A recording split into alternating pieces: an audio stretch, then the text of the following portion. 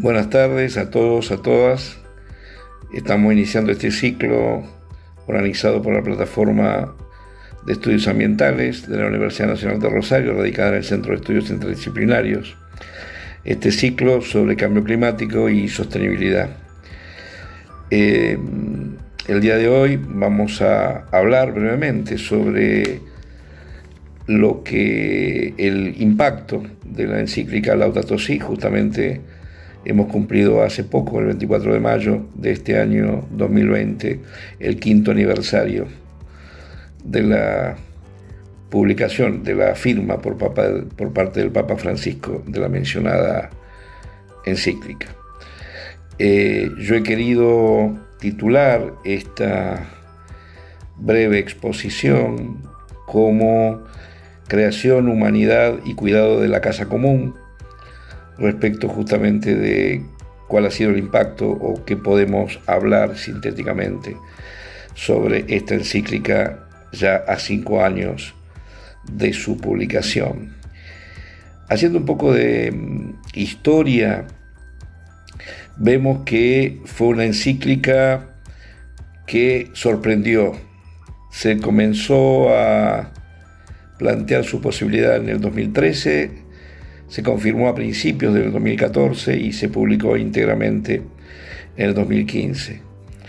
Desde el comienzo hubo un gran lobby de las industrias de los combustibles fósiles, lobbies de políticos, incluso de algunas conferencias episcopales, sobre su contenido, ya que la Iglesia, si bien había publicado a través de la Pontificia Académica de Ciencias algunos documentos sobre cambio climático y cuestiones ambientales muy críticos, nunca un papa había tan claramente planteado en el magisterio de la Iglesia una posición o una postura al respecto.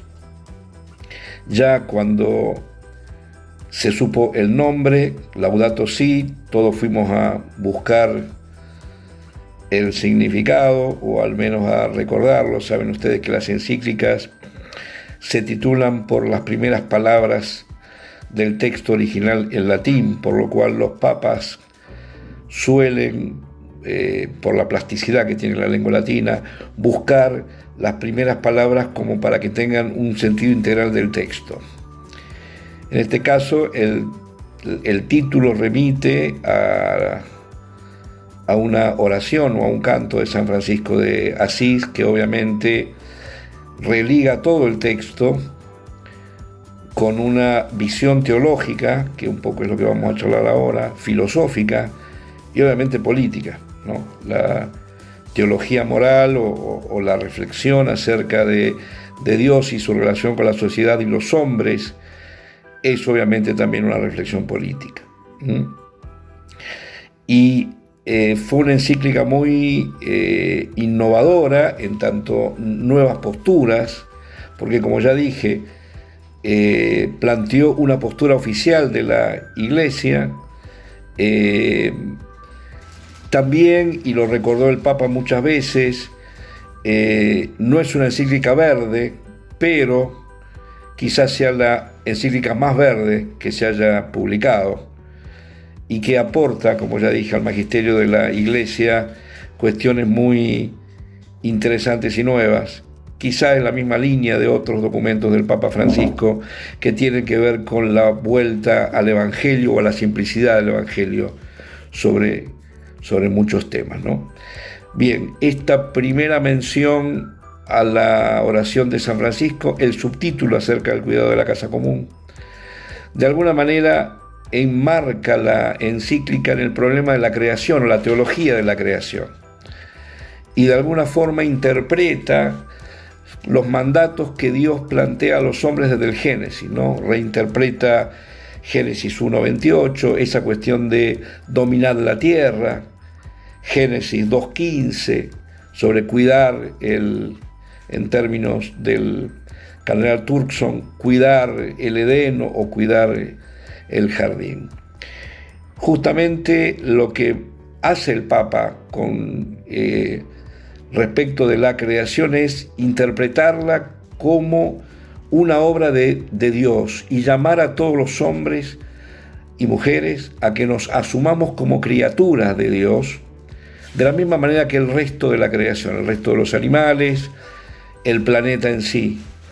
Por lo tanto, hay una relación de parentesco entre el hombre y la naturaleza, parentesco que debe ser respetado por el hombre, ya que no es el ser que va a dominar la tierra, sino aquel que ejerce como un hermano más, una suerte de cuidado en función de que al ser imagen y semejanza de Dios, pero también tener una razón o una mente superior, tiene que velar justamente por el cuidado de la tierra y el resto de las criaturas. Este mandato obviamente está enclavado en un espacio y en un tiempo, pero también es multigeneracional, es decir, no solamente tenemos que cuidar la tierra y la naturaleza para nosotros, sino también para las generaciones que vengan. En tanto, esto también es que hay una necesidad o una relación de parentesco entre el ser humano, los seres humanos, nosotros, como criaturas creadas y la propia creación. Obviamente que la encíclica no niega la posibilidad de la explotación o de generar riquezas a partir de la naturaleza. Sí, lo que plantea es que los seres humanos no podemos explotar como queremos la naturaleza y mucho menos hacer privar la avaricia por sobre otras cuestiones o por sobre otros principios que tenemos que tener con esto. Somos criaturas, debemos respetar la creación, porque también los seres humanos somos creación y hay una relación dialéctica entre creación y humanidad. Por eso que el Papa habla de la casa común, vuelve a esta cuestión que San Francisco tan claramente planteaba y tan sintéticamente con esto de hermano sol, hermana luna, hermana tierra, justamente porque no hay posibilidad de vida o de sobrevida si no se respeta la obra creadora de Dios y si no respetamos y asumimos la responsabilidad como parte de ese universo creado. Frente a esto, la encíclica claramente condena todo el sobreconsumo, la cultura del consumo extremo, la utilización de los combustibles fósiles. Por primera vez y en forma oficial habla de agrotóxicos y no de agroquímicos. Es decir, hay toda una serie de indicios hacia un cambio claro de vida, de cultura, de civilización.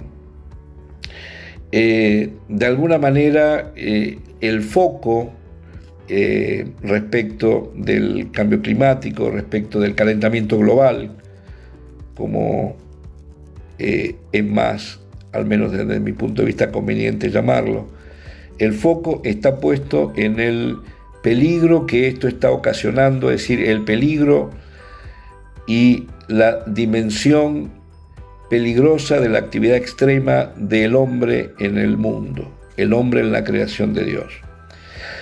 Esto me hace recordar, y con esto voy culminando mi reflexión, a la reflexión que se hacía durante la Guerra Fría y prácticamente hasta el año 2000 respecto de la bomba atómica.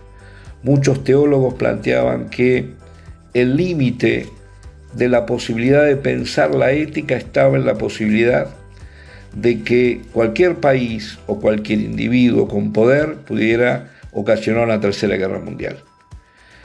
Hoy los límites éticos para pensar el mundo, para pensar el ethos, es decir, el comportamiento, tiene que ver con la manera en que estamos afectando los ciclos naturales, en que estamos produciendo calentamiento global, en que estamos extinguiendo especies y diversidad genética en nuestro planeta, en que estamos sobreexplotando y al mismo tiempo estamos generando hambre, estamos generando desigualdad, estamos generando migrantes, estamos generando muerte y un gran pasivo ambiental para las generaciones que nos van a seguir.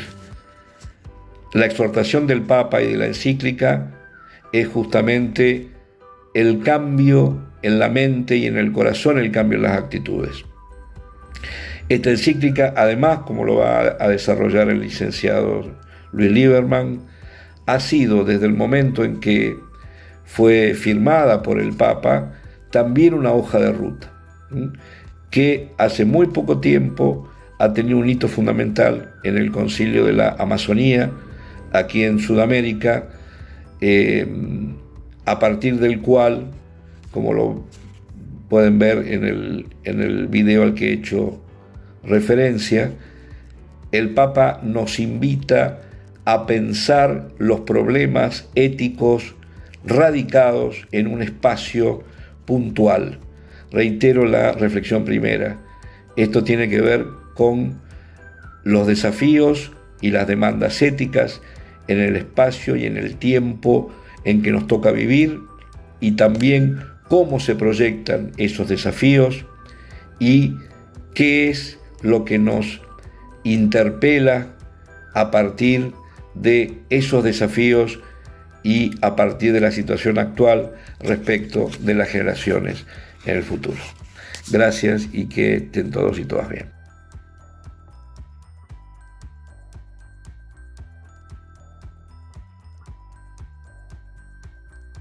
Soy Fray Luis Escocina, franciscano, actualmente obispo de la diócesis de Orán, en Salta, en el norte salteño.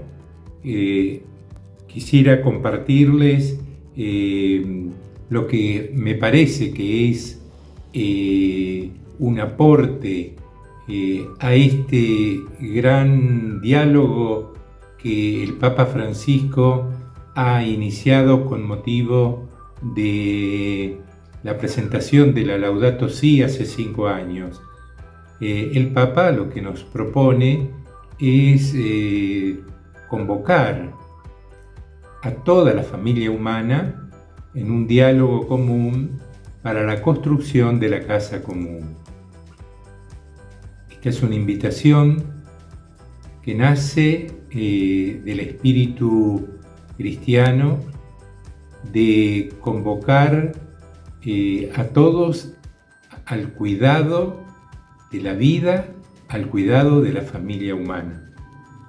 Cuando vemos uno de los aportes más significativos de este documento de la Iglesia Católica, la originalidad está en el no que sea una encíclica o un documento ambiental, sino que lo que tiene de particular, lo que tiene de específico, es el planteo ecológico que realiza el Papa Francisco y que supera esta a veces visión de la cuestión ambiental como una mera cuestión verde.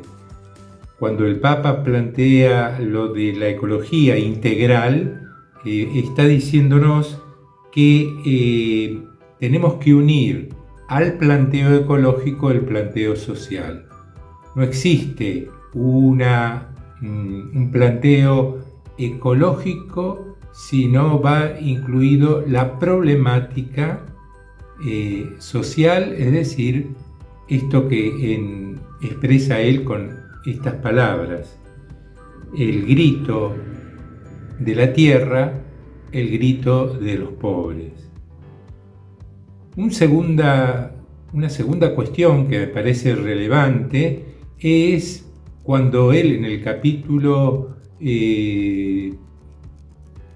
segundo hace un análisis de la raíz de esta crisis ecológica que vive la humanidad,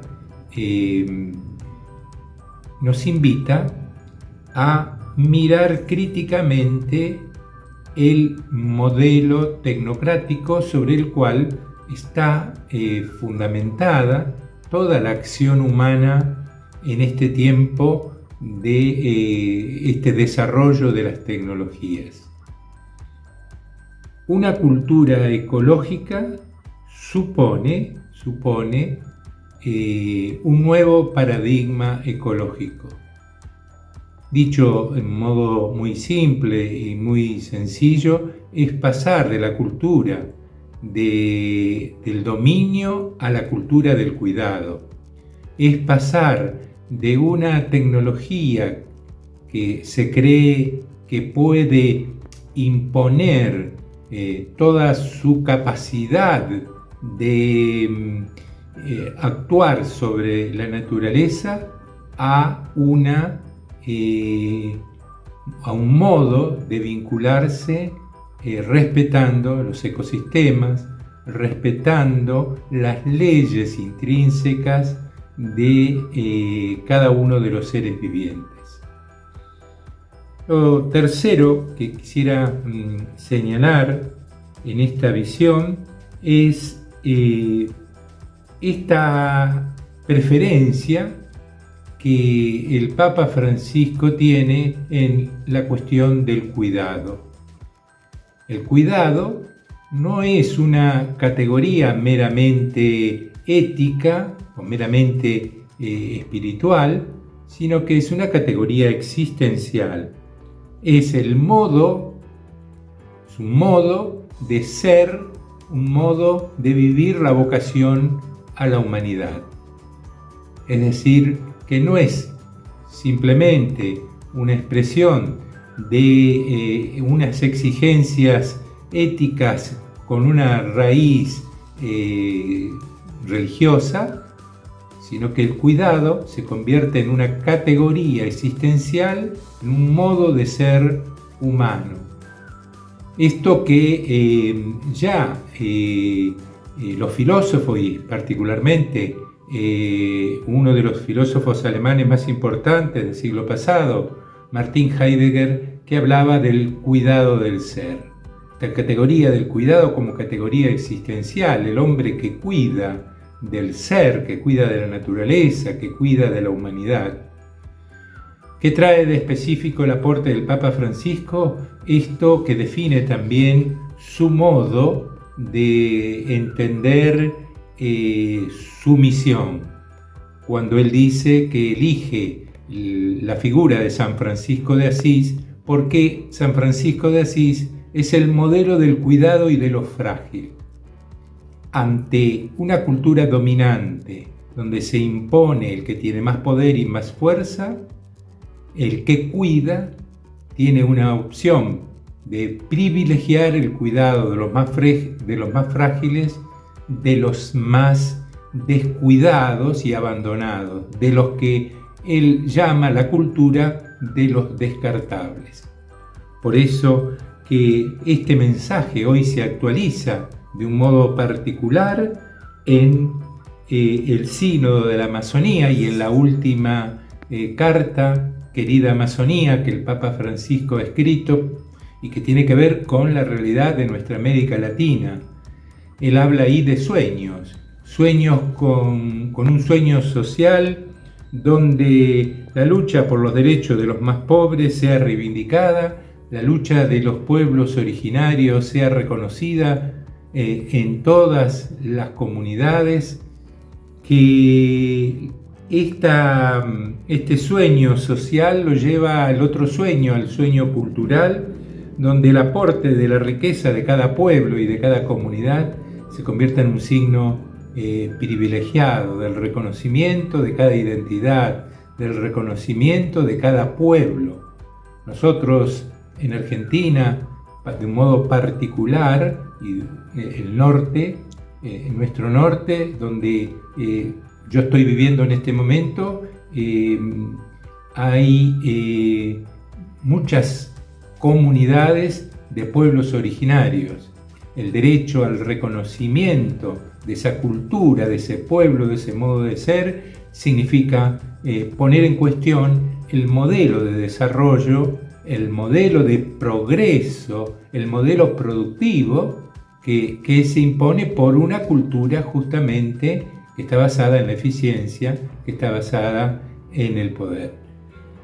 Por eso que terminar con este pensamiento, estamos llamados a un cambio, a una conversión ecológica, a un cambio de mirada para hacer posible que realmente la humanidad tenga y pueda soñar que la vida es posible.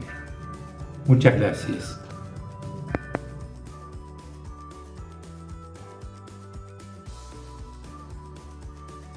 Hola, buenas tardes. Mi nombre es Jorgelina Giva, soy periodista. Trabajé muchos años en el diario La Capital, los últimos años haciendo una agenda de temas ambientales, y desde hace 1 año y medio edito el portal de noticias ambientales www.dosambientes.net. La idea ahí es poder reflejar las problemáticas socioambientales de Rosario, la región, y por supuesto también las que tengan incumbencia global. La idea es compartir algunas reflexiones, un poco de información sobre el Laudato Si. El Laudato Si es la encíclica que el Papa Francisco elaboró, publicó y comunicó en el año 2015. Es un hito, está considerado un hito en el pensamiento de la Iglesia, porque introdujo justamente la agenda ambiental, la agenda ecológica, al dogma o al cuerpo doctrinario de esa institución, una de las instituciones más influyentes y más poderosas de Occidente, introduciendo la idea de la casa común, del cuidado de la casa común, como un requisito fundamental que debe tomar la Iglesia para el cuidado y la protección de todos los seres que habitan el planeta. Hay un antecedente en San Francisco de Asís y su Canto de las Criaturas, donde se hablaba, o ya se mencionaba de alguna manera, la idea de casa común del planeta Tierra, albergándonos, dándonos cobijo y recursos a todos para poder vivir. Hay otro concepto asociado importante también, que es el de cuidado, esto de tener atención, de prestar atención a lo que pasa alrededor, por supuesto con los otros seres humanos, pero también con las otras criaturas que habitan esta casa común que nos alberga a todos. Hay una idea, por supuesto también, teniendo en cuenta que se trata de una cuestión atada a una religión, de liderazgo moral, de intentar que las iglesias católicas, en cualquiera de sus expresiones a lo largo del mundo, introduzcan el cuidado del ambiente, el cuestionamiento a los actuales modelos de desarrollo, las externalidades negativas que tiene el modelo de desarrollo actual sobre la posibilidad misma de la supervivencia de la vida en la Tierra. Hay un liderazgo moral allí y una denuncia a las formas de producción y de consumo que hemos venido adoptando en las sociedades occidentales y también orientales en las últimas décadas, en los últimos siglos, que pone en riesgo, como decía antes, la propia vida de todas nuestras especies en el planeta. Se critica en el Laudato Si la superficialidad, el consumo superfluo o el consumo no necesario, la forma de producción que toma la Tierra como una dadora de recursos infinito, cuando queda claro que esto no es así. La generación enorme de basura y lo asociado que está esto también a la vulnerabilidad y la pobreza, como también tiene mucho la doctrina católica. El tema de la pobreza es un tema central y se lo asocia en el Laudato Si a las maneras poco sustentables de desarrollar modelos económicos que los humanos hemos adoptado en los últimos siglos. Hay un capítulo particularmente interesante que se puede pensar en el Laudato Si en relación al modelo agroindustrial argentino. El Papa, la Iglesia, habla, por ejemplo, de los agrotóxicos en estos términos. Fue interesante porque además en esos años el propio Estado argentino intentaba que se hablara de fitosanitarios como la palabra correcta, y en la encíclica del Papa aparece la palabra agrotóxicos para mencionar a la cantidad de insumos químicos que los cultivos que se desarrollan en la zona núcleo agropecuaria, de la cual Rosario es el corazón histórico y comercial, precisan. Se habla también en la encíclica del monocultivo, algo que estuvo muy presente muchos años también con la soja, luego se fue hacia una variedad un poco mayor, hay un tricultivo, soja, maíz, trigo ahora, pero en todo caso de esa pérdida de biodiversidad no solo desde lo natural, también desde lo productivo, desde lo social que tiene asociado el modelo agroindustrial argentino. Y se habla también de un modelo que ha castigado duramente a las economías regionales, justamente por ser un modelo que tiende a la concentración de la tierra, a explotaciones cada vez más grandes que precisan cada vez menos mano de obra.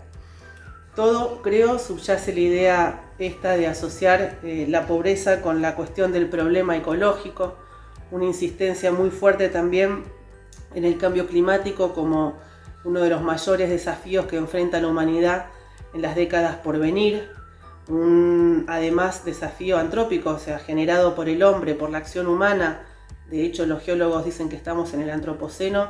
Es la primera vez en la historia de la Tierra que la acción humana genera cambios en la matriz del propio planeta Tierra. Para terminar, quería compartir 2 o 3 frases extraídas de Laudato Si que me parece aplican muy bien a la reflexión que podemos hacer sobre la sustentabilidad o falta de sustentabilidad de nuestro modelo agroindustrial. Dice el Papa Francisco en el Laudato Si: la expansión de la frontera de estos cultivos arrasa con el complejo entramado de los ecosistemas, disminuye la diversidad productiva y afecta el presente y el futuro de las economías regionales. Leo otro extracto del Laudato. También se indica que los recursos de la tierra están siendo depredados a causa de formas inmediatistas de entender la economía y la actividad comercial y productiva. También el Laudato advierte que muchos pájaros e insectos que desaparecen a causa de los agrotóxicos creados por la tecnología son útiles a la misma agricultura. Y finalmente la encíclica alerta en relación al reemplazo de la flora silvestre por áreas forestadas con árboles o monocultivos puede afectar gravemente a la biodiversidad y también a los humedales, que son transformados en terrenos de cultivos y pierden la enorme biodiversidad que acogían. Me parece que en estos 4 párrafos del Laudato podemos ver el anclaje en nuestra propia realidad de esta doctrina que vino a cambiar la manera en la cual la Iglesia Católica encara el problema ecológico como un problema social que tiene que ser de debate impostergable en estos años. Gracias.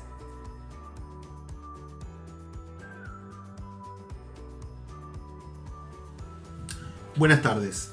Mi nombre es Luis Lieberman, soy director y fundador del Instituto para el Diálogo Global y la Cultura del Encuentro. Quiero agradecer profundamente a Darío Majorana por esta iniciativa y por su amistad. Por supuesto también hago extensivo este saludo a la Universidad Nacional de Rosario.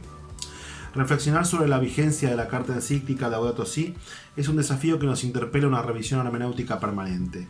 La encíclica es en sí un texto en movimiento que, como tal, nos permite múltiples abordajes, sea desde su concepción teologal, que rescata la historicidad del quehacer religioso, sea desde sus diagnósticos precisos, o sea desde su propuesta denominada ecología integral, nos propone una visión poliédrica de la realidad construida en sucesivas pedagogías.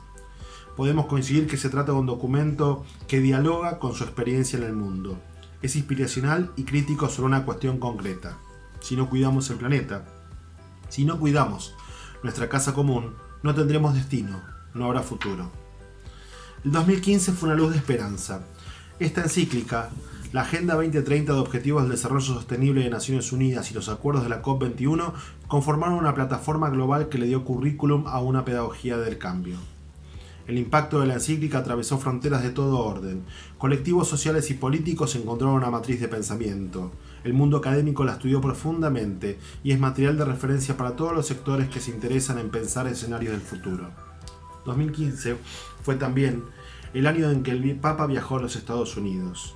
Sentimos que una voz global se puso de pie y nos puso de pie, y señaló que el futuro del planeta es el compromiso de todos, sin exclusión, y expresa su profunda crítica a los organismos de crédito internacional por someter a los pueblos a una asfixia acuciante. También reclama políticas públicas proactivas, políticas públicas que comprendan que hay hombres y mujeres que sufren, hombres y mujeres concretos, iguales a los gobernantes, que viven, que luchan y que están privados de derechos. Y finaliza ese discurso en Naciones Unidas con una cita del Martín Fierro: los hermanos sean unidos porque esa es la ley primera.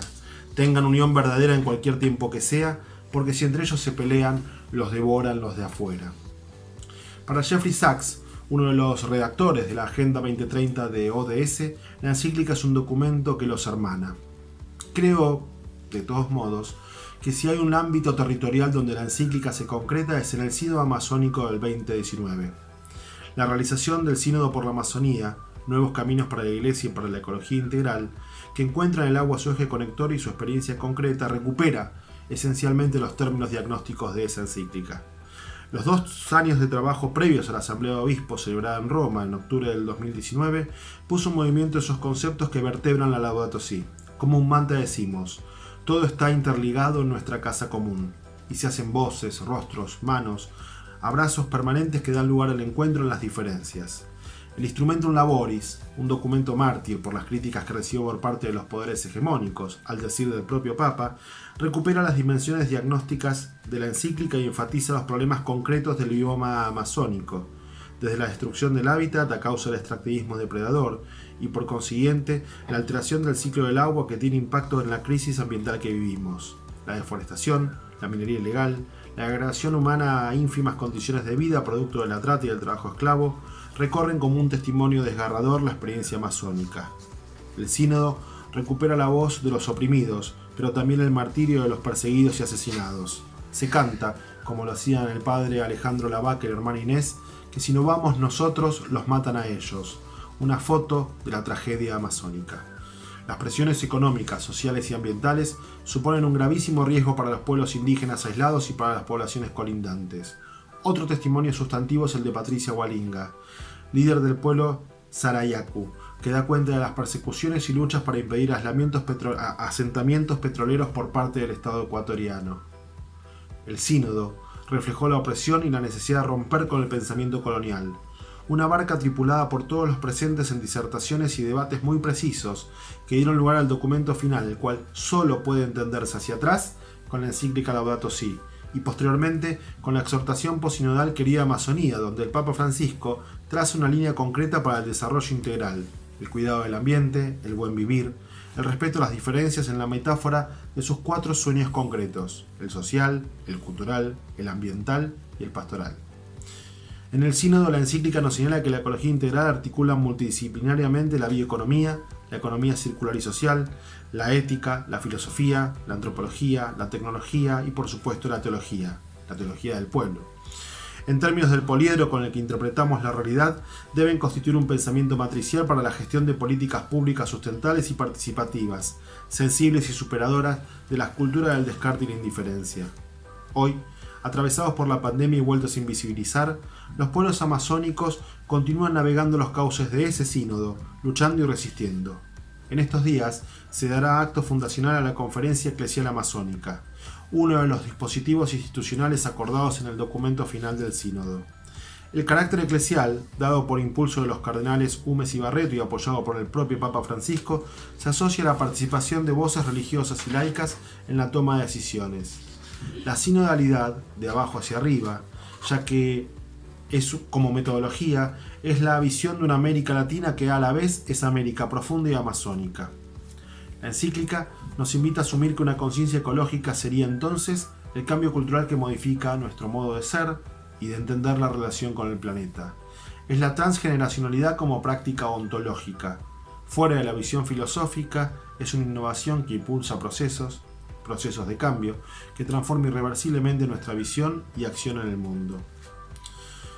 El Papa Francisco, en su homilía del Domingo de la Misericordia del 27 de marzo del 2020, expresó, a propósito de la pandemia que estamos atravesando, que la misma nos recuerda que no hay diferencias, no hay fronteras entre los que sufren, ya que todos somos frágiles, iguales y valiosos, instando a ir más allá de nuestros intereses particulares. Aprovechemos esta prueba como una oportunidad para preparar el mañana de todos, sin descartar a ninguno, de todos, porque sin una visión de conjunto nadie tendrá futuro.